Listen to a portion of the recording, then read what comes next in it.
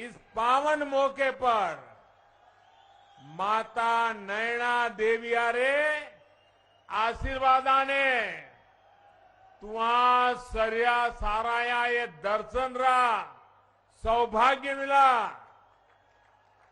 तुहा साऱ्या जो मेरी राम राम कन्ने एमश्री बड़ी बड़ी बधाई। हिमाचल के राज्यपाल श्री राजेंद्र आर्लेकर जी हिमाचल के पैदल यहां बाजार से निकल पड़ते थे। हम एक बहुत बड़ा रथ यात्रा का कार्यक्रम लेकर भी यहां बिलासपुर की गलियों से गुजरे थे और तब स्वर्ण जयंती रथ यात्रा यहां से होकर और वो भी मेन मार्केट से निकली थी और वहां जनसभा हुई थी।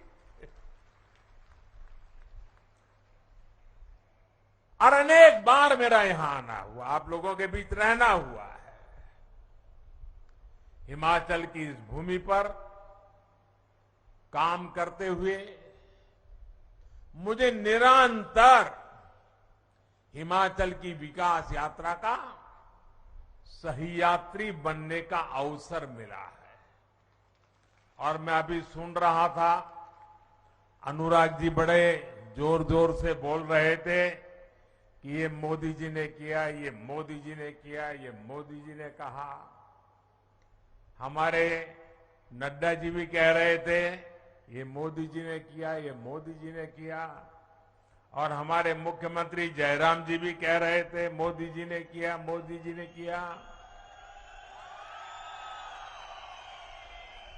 लेकिन मैं सच्चाई बता दूं, सच्चाई बता दूं किसने किया, बता दो।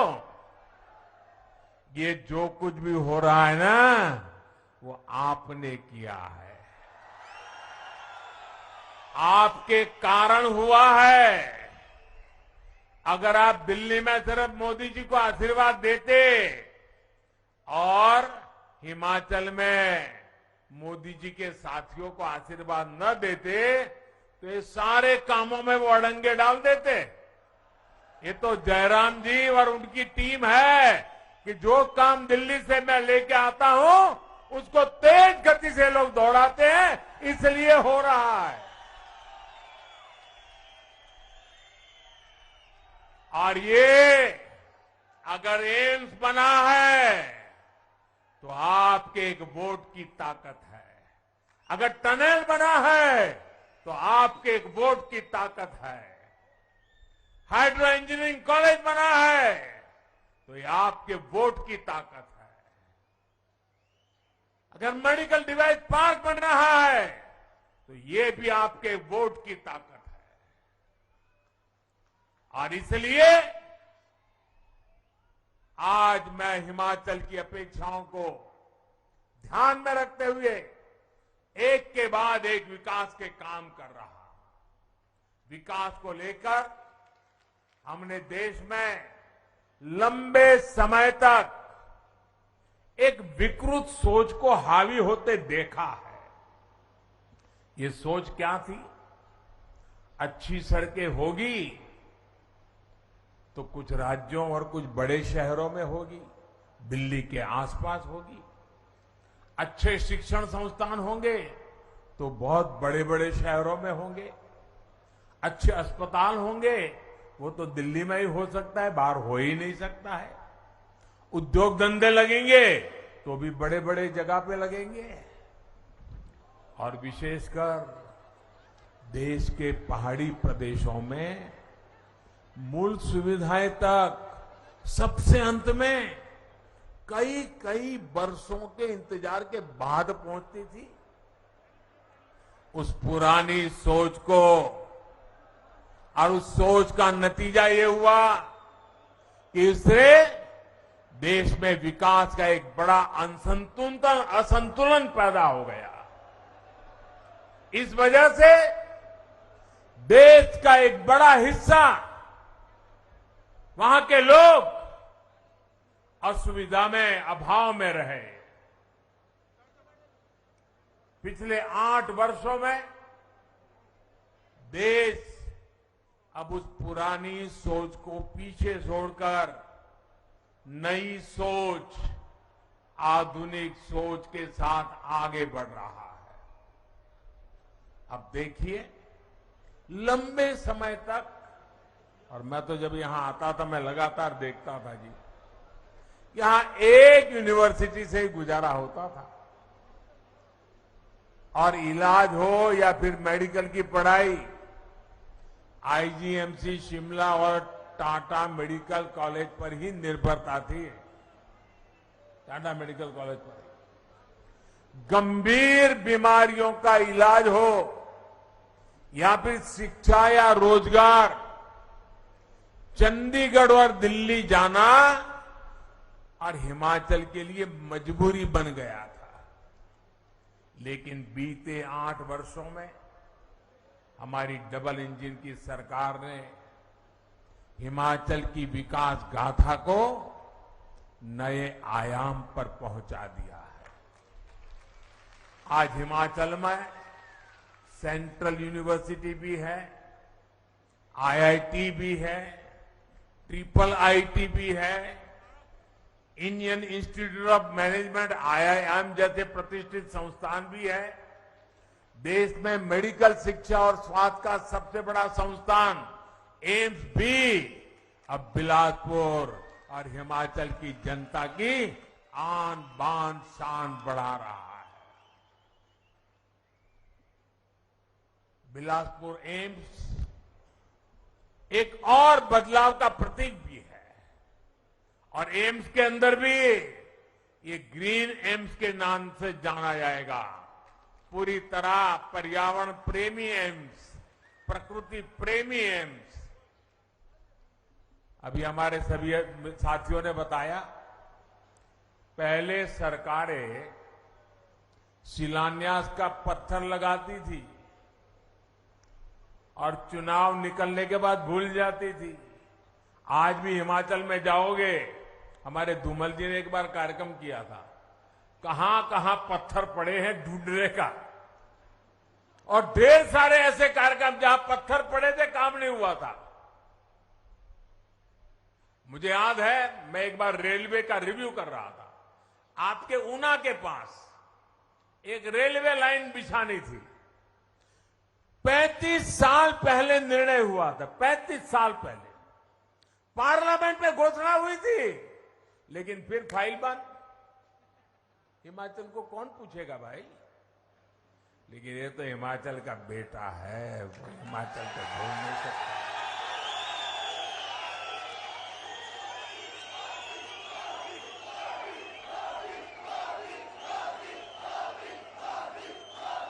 लेकिन हमारी सरकार की पहचान है कि जिस प्रोजेक्ट का शिलान्यास करती है उसका लोकार्पण भी करती है।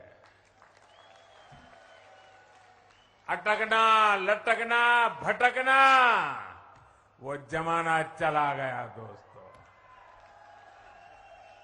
साथियों, राष्ट्र रक्षा में हमेशा से हिमाचल का बहुत बड़ा योगदान रहा है। जो हिमाचल पूरे देश में राष्ट्र रक्षा के वीरों के लिए जाना जाता है, वो हिमाचल अब इस एम्स के बाद जीवन रक्षा के लिए भी महत्वपूर्ण भूमिका निभाने वाला है। साल 2014 तक हिमाचल में सिर्फ 3 मेडिकल कॉलेज थे, जिसमें 2 सरकारी थे। पिछले 8 सालों में 5 नए सरकारी मेडिकल कॉलेज हिमाचल में बने हैं। 2014 तक अंडर और पोस्ट ग्रेजुएट मिलाकर सिर्फ 500 विद्यार्थी पढ़ सकते थे। आज ये संख्या 1200 से अधिक, यानी 2 गुने से भी ज्यादा हो चुकी है। एम्स भी हर साल अनेक नए डॉक्टर बनेंगे, नर्सिंग से जुड़े युवा यहां ट्रेनिंग पाएंगे। और मुझे जयराम जी की टीम को, जयराम जी को, भारत सरकार के आरोग्य मंत्री और आरोग्य मंत्रालय को विशेष रूप से बधाई देनी है। जब नड्डा जी आरोग्य मंत्री थे, उस समय हमने निर्णय किया, फिर नड्डा जी के जिम्मे बहुत बड़ा दायित्व आ गया, मैं शिलान्यास भी कर गया। इसी कालखंड में कोरोना की भयंकर महामारी आई और हम जानते हैं हिमाचल के वाले लोग तो कि हिमाचल में कोई भी कंस्ट्रक्शन का काम करना है तो कितना मुश्किल होता है। एक एक चीज पहाड़ पर लाना कितना दिक्कत भरा होता है। जो काम नीचे 1 घंटे में होता है उसको यहां पहाड़ों में करने के लिए 1 दिन लग जाता है। उसके बावजूद भी, कोरोना की कठिनाई के बावजूद भी, भारत सरकार का आरोग्य मंत्रालय और जयराम जी के राज्य सरकार की टीम ने मिलकर के जो काम किया, आज एम्स मौजूद है, एम्स काम करने लग गया है। मेडिकल कॉलेज ही नहीं, हमने एक और दिशा में आगे बढ़े। दवाओं और जीवन रक्षक टीकों के निर्माता के रूप में भी हिमाचल की भूमिका का बहुत अधिक विस्तार किया जा रहा है। बल्क ड्रग्स पार्क के लिए देश में सिर्फ 3 राज्यों को चुना गया है, 3। और उसमें से एक कौन सा राज्य है भाई? कौन सा राज्य है? हिमाचल है। आपको गर्व हो रहा है कि नहीं हो रहा है? ये आपके बच्चों के उज्जवल भविष्य का शिलान्यास है कि नहीं है? ये आपके बच्चों के उज्जवल भविष्य की गारंटी है कि नहीं है? हम काम बड़ी मजबूती से करते हैं और आज की पीढ़ी के लिए भी करते हैं, आने वाली पीढ़ी के लिए भी करते हैं। उसी प्रकार से मेडिकल डिवाइस पार्क के लिए 4 राज्यों को चुना गया, जहां आज मेडिकल में टेक्नोलॉजी का भरपूर उपयोग हो रहा है। विशिष्ट प्रकार के औजारों की जरूरत पड़ती है, उसको बनाने के लिए देश में 4 राज्य चुने गए। इतना बड़ा हिंदुस्तान, इतनी बड़ी जनसंख्या, हिमाचल तो मेरा छोटा सा राज्य है, लेकिन ये वीरों की धरती है और मैंने यहां की रोटी खाई है, मुझे कर्ज भी चुकाना है। और इसलिए चौथा मेडिकल डिवाइस पार्क कहां बन रहा है? ये चौथा मेडिकल डिवाइस पार्क कहां बन रहा है? आपके हिमाचल में बन रहा है। दोस्त, दुनिया भर के बड़े बड़े लोग यहां आएंगे। नालागढ़ में ये मेडिकल डिवाइस पार्क का शिलान्यास इसी का हिस्सा है। इस डिवाइस पार्क के निर्माण के लिए हजारों करोड़ रुपए का निवेश यहां होगा। इससे जुड़े अनेक छोटे और लघु उद्योग आसपास विकसित होंगे। इससे यहां के हजारों युवाओं को रोजगार के अवसर मिलेंगे। साथियों, हिमाचल का एक पक्ष और है जिसमें यहां विकास की अनंत संभावनाएं छुपी है। ये पक्ष है मेडिकल टूरिज्म का। यहां की आबोहवा, यहां का मौसम, यहां का वातावरण, यहां की जुड़ी जड़ी बूटियां, यहां का अच्छे स्वास्थ्य के लिए बहुत उपयुक्त वातावरण, आज भारत मेडिकल टूरिज्म को लेकर दुनिया का एक बहुत बड़ा आकर्षण केंद्र बन रहा है। जब देश और दुनिया के लोग हिंदुस्तान में मेडिकल ट्रीटमेंट के लिए आना चाहेंगे तो यहां का प्राकृतिक सौंदर्य इतना बढ़िया है कि वे यहां आएंगे। एक प्रकार के उनके लिए आरोग्य का लाभ भी होगा और पर्यटन का भी लाभ होने वाला है। हिमाचल के तो दोनों हाथ में लड्डू है।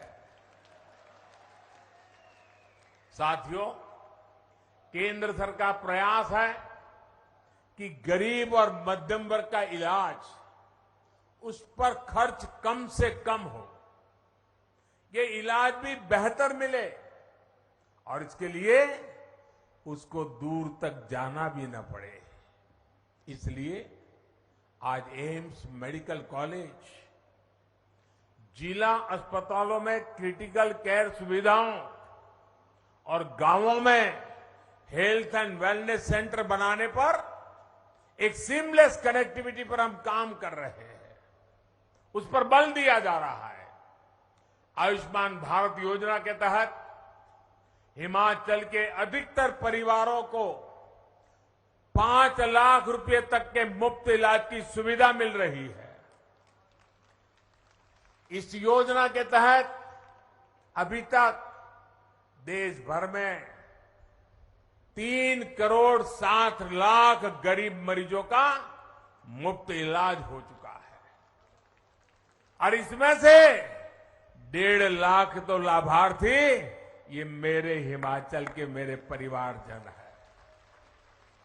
देश में इन सभी साथियों के इलाज पर सरकार अब तक 45,000 करोड़ रुपए से अधिक खर्च कर चुकी है। अगर आयुष्मान भारत योजना ना होती तो इसका करीब 2 गुना यानी लगभग 90,000 करोड़ रुपए इन जो मरीज लोग थे उन परिवारों को अपने जेब से देना पड़ता। यानी इतनी बड़ी बचत भी गरीब और मध्यम वर्ग के परिवार को बेहतरीन इलाज के साथ मिली है। साथियों, मेरे लिए एक और संतोष की बात है, सरकार की इस प्रकार की योजनाओं का सबसे अधिक लाभ हमारी माताओं को, बहनों को, बेटियों को मिला है।